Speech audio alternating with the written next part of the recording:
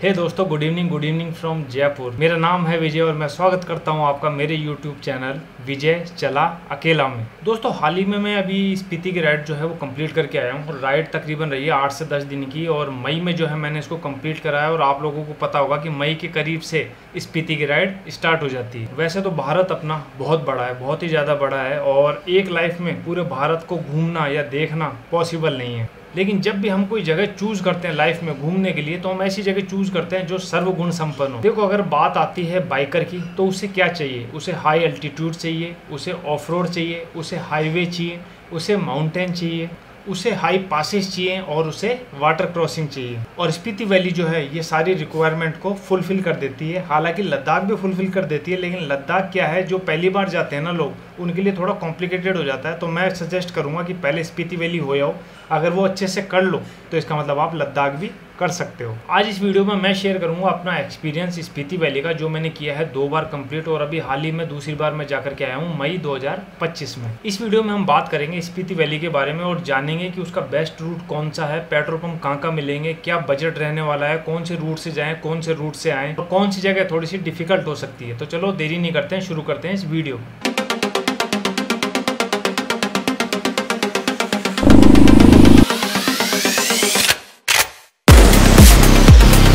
देखिए, सबसे पहले अपन बात करते हैं रूट की कि कौन से रूट लिया जाए स्पीति वैली को कंप्लीट करने के लिए। स्पीति वैली की जो ट्रिप है ना वो मतलब 2 रास्तों से स्टार्ट होती है। एक पहला रास्ता है शिमला से होकर के आप मनाली उतर सकते हो और दूसरा रास्ता है मनाली से चढ़ करके आप शिमला से उतर सकते हो। मेरी राय में तो यही है कि आप अपनी जो स्पीति वैली की राइड है ना उसको शिमला की तरफ से स्टार्ट करो, क्योंकि धीरे धीरे जब आपको एडवेंचर मिलेगा ना तो आपको अच्छा लगता हो जाएगा। शिमला की तरफ से अगर आप स्टार्ट करते हो तो लास्ट वाले दिन आपका जो है एडवेंचर वो फुल ऑन पीक होगा। लेकिन अगर आप मनाली से स्टार्ट करते हो तो आपको पहले दिन तो एडवेंचर मिल जाएगा, लेकिन बाकी दिन थोड़ा थोड़ा कम एडवेंचर मिलेगा। तो आपको ऐसा लगेगा कि यार ये तो बोरिंग है। इसलिए जो है मैं सजेशन यही दूंगा कि अपनी इस राइड को आप कंटिन्यू करो शिमला से। देखो, ये जो आइटनरी है ना स्पीति वैली की, या रूट कह लो, इसको हम स्टार्ट कर रहे हैं अभी शिमला से। मतलब पहला दिन आपका जो है वो शिमला में है। आप कहीं से भी आए हो सकता है आप चंडीगढ़ से आ रहे हो सकता है आप दिल्ली से आ रहे हो, कहीं से भी आप आ सकते हो, राजस्थान से आ सकते हो। मैं फिलहाल जयपुर से हूँ तो मैं जयपुर से गया था और मैं जयपुर से राइड को स्टार्ट करके सीधा शिमला पहुँच गया था। तो जो पहला दिन लेते हैं वो अपन लेते हैं शिमला से। शिमला से आज आप चलोगे चितकुल की तरफ। शिमला से सबसे पहले नारकंडा आएगा और नारकंडा होते हुए आप पहुंचते हो चितकुल। आज का टोटल जो अपना डिस्टेंस है वो होने वाला है अराउंड 240 किलोमीटर। रोड कंडीशन की अगर बात करें तो रोड कंडीशन मतलब 90% के अराउंड ठीक है, लेकिन जो करछम एक डैम आता है, करछम डैम से लेकर के चितकुल तक का जो रास्ता है वो बिल्कुल ख़राब है। मतलब वहाँ रोड ही नहीं है, पूरा ऑफ रोड है। तो वो एक रास्ता है जहाँ बहुत ज़्यादा परेशान हो जाते हैं। तो ये जो 40 किलोमीटर का रोड है ना ये आपको थोड़ा हेक्टिक करने वाला है। बाकी तो ओवरऑल जो रोड है ना वो ठीक ही है। चितकुल में जाकर के आप क्या क्या देख सकते हो? देखो, एक तो वहाँ बसपा रिवर बहती है और वो हिंदुस्तान का कहते हैं लास्ट विलेज भी है यार, कई लोग उसको ये भी कहते हैं हिंदुस्तान का फर्स्ट विलेज भी है। तो आप बसपा रिवर देख सकते हो, लास्ट विलेज जो है उसको एक्सप्लोर कर सकते हो और साथ में एक माथी देवी का मंदिर है वो भी घूम सकते हो। सेकंड डे सुबह हम निकलेंगे चितकुल से और पहुंचेंगे सबसे पहले कल्पा। कल्पा में आपको सुसाइड पॉइंट मिलने वाला है और साथ में वहाँ किन्नर कैलाश की पहाड़ियाँ भी दिखती हैं। तो कल्पा वहाँ से तकरीबन 70 किलोमीटर अराउंड है, जिसमें 40 किलोमीटर वही करछम तक आपको ख़राब रास्ते से आना है और उसके बाद में 30-40 किलोमीटर का जो रास्ता है वो बहुत अच्छा है। कल्पा के बाद में अब हमें निकलना है नाको की तरफ। नाको यहाँ से तकरीबन 110 किलोमीटर है। रोड बिल्कुल ठीक है, लेकिन जो है कल्पा उतरने के बाद में जैसे आप आगे बढ़ोगे ना तो आपको जो है हाइकिंग स्टार्ट हो जाएगी। मतलब आपकी बाइक है ना वो थोड़ा थोड़ा चढ़ने लग जाएगी और थोड़ा प्रॉब्लम करेगी। मतलब ऐसा लगेगा कि पावर जा रही है, क्योंकि यहीं से जो है हाई एल्टीट्यूड शुरू होने लग जाता है। जब कल्पा से आप जाओगे नाको की तरफ तो बीच में आएगा खाप संगम, जहाँ पर 2 नदियों का मिलन होता है या संगम होता है। पहली सतलुज नदी और दूसरी स्पीति नदी। तो वो देखते हुए आगे बढ़ना। नाको पहुंच करके आपको होम स्टे ले लेना या होटल जो भी आपको ठीक लगे वो ले लेना और फिर आप घूमने जा सकते हो। नाको लेक जा सकते हो, नाको मोनेस्ट्री जा सकते हो या लोकल नाको विलेज घूम सकते हो। तीसरे दिन आप नाको से निकल करके जाओ काजा की तरफ। दूरी तो ज़्यादा नहीं है, 110 किलोमीटर अराउंड है, लेकिन रास्ता थोड़ा कॉम्प्लिकेटेड हो जाता है। थोड़ी लैंडस्लाइड भी मिल जाती है और साथ ही साथ क्या है चढ़ाई भी आती है। नाको से आप जब निकलोगे तो तकरीबन 4:30 4-5 किलोमीटर चलने के बाद में आपको मलिंग नाला मिलेगा। ये एक ऐसा नाला है जो विंटर के अंदर बिल्कुल फ्रोजन हो जाता है, बिल्कुल जम जाता है। और अगर कोई लोग विंटर स्पीति करते हैं ना तो भैया हालत ख़राब हो जाती है, क्योंकि यहाँ बाइक स्किड मारती है। तो मलिंग नाला आप देख सकते हो, वैसे शायद झरना वगैरह बहता है, वाटर क्रॉसिंग है थोड़ी सी, और सर्दियों में ये जम जाता है। मलिंग नाला से जब आप 11 किलोमीटर और आगे चलोगे तो लेफ्ट में आपको एक चांगो में मूनलैंड दिखाई देगा। ये मूनलैंड बिल्कुल वैसा ही है जैसा दिखाई देता है लद्दाख के लमायूरू में। तो इस मूनलैंड को देखो, फिर बढ़ जाओ आगे। चांगो से अब जब आप बढ़ोगे आगे की तरफ, काजा की तरफ, तो वहाँ से 27 किलोमीटर अराउंड आता है गिव टेम्पल। गिव एक मम्मी है, एक जगह है जहाँ पर वो जो मम्मी है वो बनी हुई है, आपको स्क्रीन पे दिखाई दे रही होगी। एक टेम्पल बना हुआ है और इस टेम्पल के पीछे जो माउंटेन है ना, वो माउंटेन के पीछे आ जाता है चाइना। तो यहाँ पर जो है आईफोन अगर आपके पास है तो चाइना का टाइम उसमें आराम से दिखाएगा। तो मेन जो रोड आती है उस रोड से तकरीबन 10 किलोमीटर अंदर आ जाता है गिव टेम्पल, और 10 किलोमीटर आपको वापसी आना पड़ेगा। तो तकरीबन ये आपको 10-20 किलोमीटर एक्स्ट्रा पड़ेगा, लेकिन अगर पहली बार जा रहे हो तो शायद गिव टेम्पल आपको देखना चाहिए। अब गिव से आप जब निकलोगे नाको की तरफ तो 30 किलोमीटर चलने के बाद में आती है टाबू मोनेस्ट्री। बहुत अच्छी जगह है, मतलब बहुत सुंदर मोनेस्ट्री है, और उसके अंदर 2 मोनेस्ट्री है। एक तो है ओल्ड मोनेस्ट्री और एक है नई मोनेस्ट्री। मैंने दोनों देखी थी और दोनों ही अच्छी है। टाबू के अंदर अगर अंधेरा हो गया या फिर सनसेट हुआ है तो आप यहाँ रुक सकते हो, लेकिन अगर आपके पास समय है, उजाला है, तो आप आराम से पहुँच सकते हो काजा। वैसे मैं आपको सजेस्ट करूँगा कि 3rd नाइट जो है उसमें आप रुक जाओ टाबू, और 4th नाइट को जब आप काजा की तरफ जाओगे तो बीच में धनकड़ मोनेस्ट्री आती है। तो धनकड़ मोनेस्ट्री को एक्सप्लोर करो और उसको एक्सप्लोर करके सीधा पहुंच जाओ काजा। तो पहली नाइट आपकी चितकुल में हो गई, दूसरी नाइट हो गई नाको में, और तीसरी नाइट हो गई आपकी टाबू में। धनकड़ मोनेस्ट्री को एक्सप्लोर करके आप काजा आराम से पहुंच जाओगे, और काजा पहुंचने के बाद में थोड़ा आप रेस्ट करो, होम स्टे वगैरह ले लो, और उसके बाद में आप निकल जाओ की मोनेस्ट्री को एक्सप्लोर करने के लिए। क्योंकि की मोनेस्ट्री जाने में ज़्यादा समय तो लगता नहीं है, लेकिन अच्छी बहुत है, इसलिए की मोनेस्ट्री आप घूम करके आ जाओ।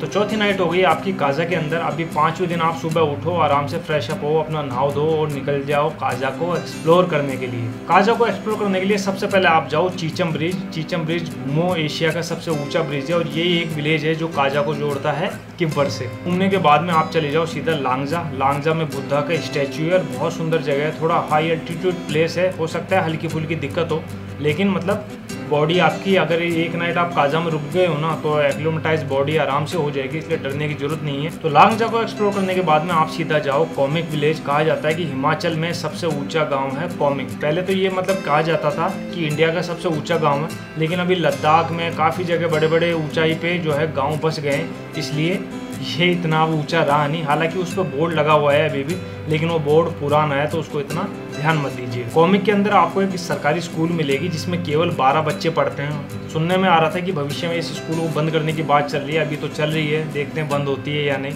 और एक मोनेस्ट्री भी है, उस मोनेस्ट्री को भी आप देख सकते हो। तो कॉमिक विलेज को देख करके आप निकलो सीधा हिक्किम पोस्ट ऑफिस। सबसे ऊंचा पोस्ट ऑफिस बताया जाता है एशिया का या भारत का या वर्ल्ड का भी कहा जाता है। वहाँ से आप चिट्ठी लिखो अपने घर वालों को, वो चिट्ठी मैनुअली लिखी जाती है, लिफाफे में डाल करके टिकट चिपका करके पोस्ट कर दो।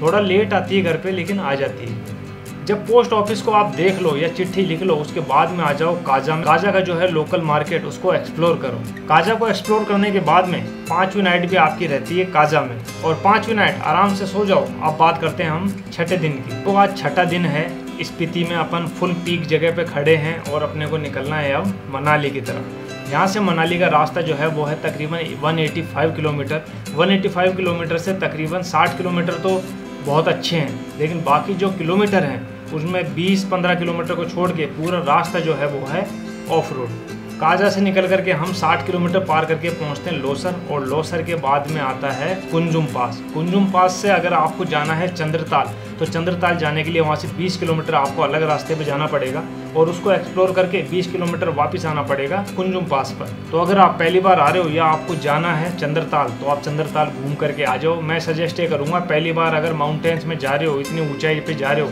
तो चंद्रताल में स्टे मत करना, ऊंचाई वाली जगह है, थोड़ी प्रॉब्लम हो जाती है। बस देख करके वीडियो वगैरह अपना ले करके फोटो ले करके आ जाओ सीधा मनाली की तरफ। कुंजुम पास भी एक हाई एल्टीट्यूड पास है, थोड़ी थोड़ी प्रॉब्लम हो जाती है, ऑक्सीजन की कमी है, लेकिन ऑफ रोड पूरा है, दिक्कत तो होने वाली है। जब कुंजुम पास से आप नीचे उतरोगे मनाली की तरफ, तो थोड़ा आगे चल करके आएगा बाटल। बाटल में चाचा चाची का ढाबा है, उस ढाबे पे खाना वगैरह चाय वगैरह लेनी हो तो लो, नहीं तो बढ़ जाओ मनाली की तरफ। लेकिन हाँ, छठे दिन आप जब काजा से निकलो ना, तो कोशिश ये करना कि आपको सुबह 6 बजे या 7 बजे के करीब काजा को छोड़ देना है। अगर आपने 10, 11, 12 बजा दिए ना, तो मनाली पहुँचते पहुँचते भाई आपकी बैंड बजने वाली है, क्योंकि यही एक रास्ता है जो आदमी को पूरा निचोड़ देता है। मतलब स्पीति के अंदर आपने कुछ भी फेस नहीं किया अभी तक, पीछे से आप घूमते हुए आ रहे हो ना, तो वो एक्सपीरियंस केवल 10% था। 90% अनुभव है ना, वो आपको मिलने वाला है काजा से मनाली के हाईवे पे। ये एक ऐसा हाईवे है जो केवल नाम का हाईवे है, ना आपको रोड मिलने वाली है, ना कोई वहाँ मदद मिलने वाली है। अगर ग्रुप में आ रहे हो तो कोशिश करना कि साथ ही चलो, अकेला चलने की कोशिश मत करना। पंचर वगैरह हो गया तो बैंड बज जानी है। बीच में बहुत सारी वाटर क्रॉसिंग आएगी, और अगर अभी इसी सीज़न में जा रहे हो, आप जून के करीब जा रहे हो, तो बड़ी बड़ी स्नो वॉल्स भी दिखने को मिल सकती है। अभी जस्ट जून में ही ये रास्ता खुला है, और रास्ता खुलते हुए भी जो वीडियो आ रहे हैं ना सामने, वो देख करके तो ऐसा हो रहा है कि भाई हालत ख़राब है। जब 2023 में मैं पहली बार स्पीति करके आया था, जब तो ये रास्ता खुला हुआ था, तब तो मैं इसी रास्ते से गया था, मतलब शिमला से गया था और मनाली से आया था। अभी दूसरी बार जब मैं गया था मई में, तब काजा से मनाली बंद था, इसलिए मुझे काजा से वापस से वही शिमला वाले रूट को फॉलो करके आना पड़ा। तो अभी तो आप ये वीडियो देख रहे हो, और ये वीडियो देखते देखते रास्ते खुल गए, तो आराम से जाओ और आराम से आओ। छठी नाइट आकर के आप रुक गए मनाली में, और 7वें दिन की अपन बात करते हैं। 7वें दिन आप सुबह उठो, कुछ जगह हैं घूमने की, वो घूम लो, जैसे अटल टनल हुई।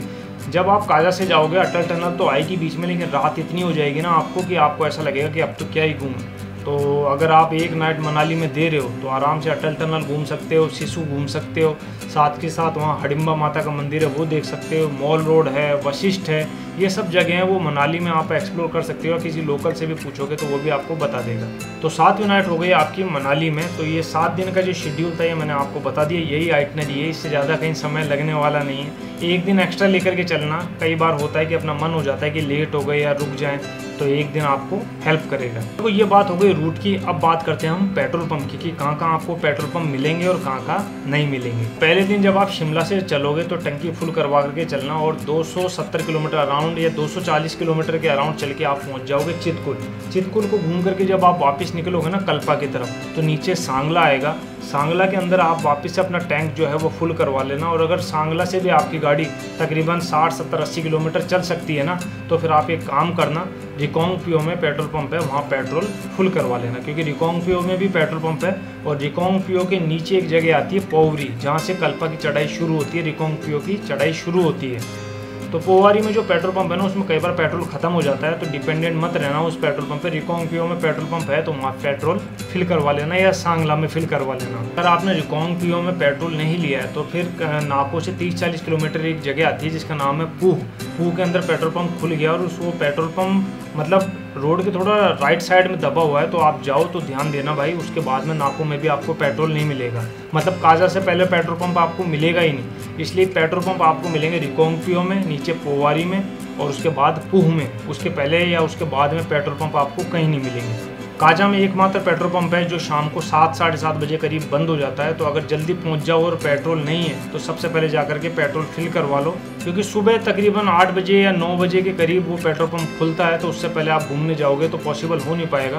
तो या तो शाम को 7 बजे से पहले भरवा लो, या फिर सुबह 7 बजे के बाद। जब काजा से निकलोगे मनाली की तरफ, तो अब भी पेट्रोल पंप आपको नहीं मिलने वाला है, काजा में ही मिलेगा बस, और उसके बाद पेट्रोल पंप कहीं नहीं है। बस जब आप चढ़ोगे और पहुंच जाओगे कोकसर, तो कोकसर के बाद टांडी या फिर वो आता है केलोंग, वहाँ आपको पेट्रोल पंप मिल पाएगा।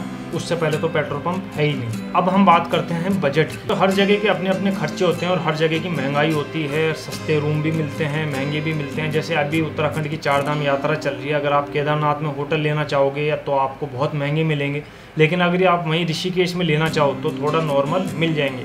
तो ये जगह जगह की बात है। सबसे पहले बात करते हैं हम शिमला की। शिमला में तकरीबन आपको 1000 रुपये का रूम मिलेगा, इससे कम तो मिलेगा ही नहीं। वहाँ तो लोग 1200-1500 मांगते हैं, लेकिन थोड़ा सा बार्गेन करोगे तो 1000 रुपये में आपको वहाँ रूम मिल जाएगा। शिमला से जब आप बढ़ोगे चितकुल की तरफ, तो चितकुल में भी जो आपको रूम है वो 1000 रुपये आप कम से कम मान करके चलो, क्योंकि फुल पीक सीजन होता है तो वहाँ भी थोड़ा सा महंगा रहता है। और वहाँ लेकिन ऑप्शंस हैं, क्योंकि वहाँ जॉस्टल है, तो जॉस्टल की रेटें हर दिन मतलब चेंज होती रहती है। वो डॉर्मेट्री है तो वहाँ 600 रुपये 500 रुपये में आराम से बेड आपको मिल जाएगा। उसके बाद आप बढ़ोगे नाको की तरफ ना, तो नाको में भी आपको 700-800 रुपये में होम स्टे वगैरह या होटल छोटे रूम मिल जाएंगे, तो वहाँ भी इतना इश्यू नहीं है। फिर आप जाते हो काजा में। देखो काजा एक ऐसी जगह है जो महंगी तो बहुत है, लेकिन अगर आप ढूंढो तो सस्ती भी बहुत है। मतलब वहाँ दोनों ऑप्शन है जो आप ढूंढ सकते हो, लेकिन 90% जो जगह है ना वो महंगी है। तो अगर आप बजट में रहने वाले हो या आपको ठीक ठाक जगह चाहिए, शांति वाली जगह चाहिए, तो एक जगह बताऊंगा आपको। अभी तो वहाँ आप नोट कर लो 400 रुपये या 500 रुपये में आपको होम स्टे मिल जाएगा। फिर आते हो आप मनाली में। तो मेन मनाली में अगर आप बढ़िया मॉल रोड के आसपास लेना चाहते हो तो 1000-1500 का आपको रूम मिलेगा। लेकिन आपको चाहिए कि यार मुझे कोई फ़र्क नहीं पड़ता, 1-2-3 किलोमीटर आगे पीछे मिल जाए, कोई दिक्कत नहीं है, लेकिन प्राइस ठीक हो, तो आप वशिष्ठ में आ जाओ। वशिष्ठ जब आप जाओगे, मतलब अटल टनल से जब आप मनाली की तरफ जाओगे, तो मनाली से 2-3 किलोमीटर पहले ऊपर एक रास्ता चढ़ता है, वो वशिष्ठ की तरफ जाता है। वहाँ बोर्ड वगैरह लगा हुआ है, तो वो ऊपर 1-1.5 किलोमीटर चढ़ने के बाद में आपको बहुत ऑप्शन मिल जाते हैं। वहाँ 500-600 रुपये में बहुत बढ़िया बढ़िया रूम मिल जाते हैं। तो मैं जब जाता हूँ मैं हमेशा वहीं रुकता हूँ। तो इस बार का अगर मैं मेरे खर्चे की बात करूँ तो 4100 रुपया गया था मेरा होटल के अंदर। और अगर खाने की बात करूँ तो फूड, चाय वगैरह, नाश्ता वगैरह में मेरे गए थे 2500 रुपये। अब बात करते हैं हम फ्यूल की। देखो आप कहाँ से आ रहे हो, कहाँ से नहीं आ रहे हो, ये तो मुझे नहीं पता, लेकिन अगर आप शिमला से जा रहे हो और मनाली तक जा रहे हो तो 2,500-3 हज़ार रुपये के पेट्रोल में आपका आराम से काम हो जाएगा। मैं जब जयपुर से गया था तो जयपुर से शिमला और स्पीति को कंप्लीट करके मनाली से मैं नीचे उतरा था, तो मेरा 7,000 के करीब जो है पेट्रोल लगा था। तो तकरीबन 14-14.5 हज़ार रुपये में मेरी ट्रिप जो है वो बिल्कुल कंप्लीट हो गई थी, जिसमें खाना भी आ गया था, फूड भी आ गया था, स्टे भी आ गया था, चाय, नाश्ता, ब्रेकफास्ट सब आ गया था। अब देखो मैं आपको बताता हूँ स्टे कहाँ कहाँ लोगे आप। शिमला में अगर आप स्टे करोगे तो शिमला में आपको ढूंढना पड़ेगा, क्योंकि मैं भी जाता हूँ तो हर बार ढूंढता हूँ, क्योंकि वहाँ जो रेंज है ना वो लमसम सबकी सेम ही है, 1000 रुपये से तो स्टार्टिंग है। तो कहीं भी आप देख लो, जहाँ भी आपको सफिशिएंट लगे तो वहाँ रुक जाओ। अब बात करते हैं हम चितकुल की। देखो चितकुल में बहुत सारे ऑप्शंस हैं। मैं इस बार गया था तो मैं एक रूम में रुका था, क्योंकि मुझे कहीं रूम मिल ही नहीं रहा था, क्योंकि फुल पीक सीजन था उस समय, जो है खुला ही थे रास्ते, तो फिर बहुत महंगा था। तो मुझे शायद 1200 रुपये या 1400 रुपये अराउंड ऐसे पैसे लगे थे। उसके अंदर मुझे क्या खाना मिल गया था, ब्रेकफास्ट मिल गया था, तो काम चल गया था। बाकी वहाँ जॉस्टल भी है, तो आप आराम से वहाँ रुक सकते हो। बात करते हैं देखो नाको की। नाको में बहुत सारे होटल हैं, होम स्टे भी बहुत है, लेकिन मैं आपको रिकमेंडेड करूँगा कि एक वहाँ नेहरू होम स्टे करके है, वहाँ रुक जाओ। अच्छी जगह है, स्टाफ भी बहुत अच्छा है, रूम साफ़ सुथरे हैं, गर्म पानी है, और एक उनका गार्डन भी है। मतलब ओवरऑल जो बात की जाए बहुत बढ़िया। और वो जो मोनेस्ट्री है ना उसके बिल्कुल बगल में ही है। अगर काजा की बात की जाए तो काजा के अंदर है लाजा होम स्टे। लाजा होम स्टे जो है वो स्पीति मॉन्ग करके एक होटल है, उसके जस्ट पीछे पड़ता है। एक होम स्टे है, बहुत छोटा होम स्टे है, लेकिन उसके रूम खोलते के साथ ही व्यू बहुत अच्छा निकल करके आता है, और बिल्कुल रिमोट लोकेशन है, महंगा नहीं है। वहाँ की जो ऑनर है वो बहुत बढ़िया है। अभी जब हम गए थे वो तो वहाँ थे भी नहीं, लेकिन मैंने उनको कॉल किया ना तो उन्होंने मुझे चाबी दिलवा दी। और मैं था, निशांत भाई थे, और एक वो विक्की कौशल भाई था, तो हम तीनों ने जो है उसको संभाला था। वो तो खैर दूसरी नाइट को आया था विक्की कौशल भाई, लेकिन हम 2 नाइट रुके थे तो हमने उस होम स्टे को संभाला था। देखो इतना विश्वास था। तो जब भी मैं जाऊंगा नाको या फिर काजा में, तो काजा में तो मैं हमेशा लाजा होम स्टे में रुकता हूँ, और इस बार नाको में मैं दोबारा गया तो मैं रुकूंगा नेहरू होम स्टे में। मनाली का मैंने आपको बता ही दिया। अगर थोड़ा सा खर्चा मेंटेन करना है या बजट में स्टे करना है तो वशिष्ठ करके एक जगह है, वहाँ रुक जाओ। वो बिल्कुल बजट में आती है, 600 रुपये 500 रुपये में बढ़िया रूम मिल जाता है। अब हम बात करते हैं रोड कंडीशन की, कहाँ की रोड कैसी है। सबसे पहले दिन की मैंने आपको बता दी, दोबारा शॉर्ट में बता देता हूँ मैं। जब आप शिमला से जाओगे चितकुल की तरफ, ओवरऑल रोड ठीक है, ओवरऑल रास्ता अच्छा है। बस 40 किलोमीटर 50 किलोमीटर जो लास्ट में बचते हैं ना वो बहुत गंदे हैं। अब चितकुल से जब आप जाओगे नाको की तरफ कल्पा करते हुए, तो वही 40-50 किलोमीटर बहुत गंदे हैं, और उसके बाद में रोड अच्छा हो जाता है। अच्छे का मतलब ये हाईवे आ जाता है, बहुत बढ़िया है। लेकिन वो क्या है, वीडियो गेम की जैसे मोड़ तोड़ तो करवी रोड तो आते ही हैं पहाड़ों में, बाकी रोड ठीक है। जब आप जाओगे नाको से काजा की ओर, तो जब आप किन्नौर को पार करोगे और स्पीति में घुसोगे ना, घुसते के साथ ही रोड बिल्कुल ख़राब हो जाएगा। और ये रेशियो ऐसा रहेगा काजा पहुंचने तक कि 70% जो रोड है वो बिल्कुल ख़राब है, और 30% जो रोड है वो ठीक ठाक है। तो आप जब जाओगे काजा ना, तब भी आपको रोड ख़राब मिलने वाला है। अच्छा, जब आप स्पीति को कंप्लीट करते हो ना, तो कुछ डिस्ट्रिक्ट से आपको होकर के गुजरना पड़ता है। जैसे सबसे पहले आप शिमला में चल रहे हो, शिमला में रोड आपको ठीक मिलेगी। उसके बाद आप चल जाते हो किन्नौर में, किन्नौर में भी आपको रोड अल्टीमेट मिलने वाली है। लेकिन किन्नौर से जब आप स्पीति के अंदर घुसते हो ना, तो रोड बिल्कुल टूटी हुई हो जाती है, मतलब बिल्कुल ख़राब रोड हो जाती है। और स्पीति से जब आप जाते हो मनाली की साइड, कुल्लू की साइड में, तो कुछ रास्ता शुरू का ख़राब मिलेगा आपको, जो मैंने आपको बता दिया ऑफ रोड है। और उसके बाद में जब आप मनाली पहुँचोगे तो उसके बाद तो रोड अच्छा ही है। तो दोस्तों यही आइटनरी थी, यही आज का प्लान था, यही मेरा एक्सपीरियंस था जो मैंने आप लोगों के साथ शेयर करा। कुछ भी पूछना हो या कुछ भी रह गया हो तो कमेंट करके बताना, मैं जरूर रिप्लाई दूंगा आपको। आई होप आपको आज की वीडियो थोड़ी सी इन्फॉर्मेटिव लगी होगी। लगी हो तो लाइक कर देना दोस्तों, कुछ भी अच्छा लगा हो तो कमेंट जरूर करना। मिलते हैं नेक्स्ट वीडियो में बहुत जल्दी, जब तक के लिए जुले, बाय बाय।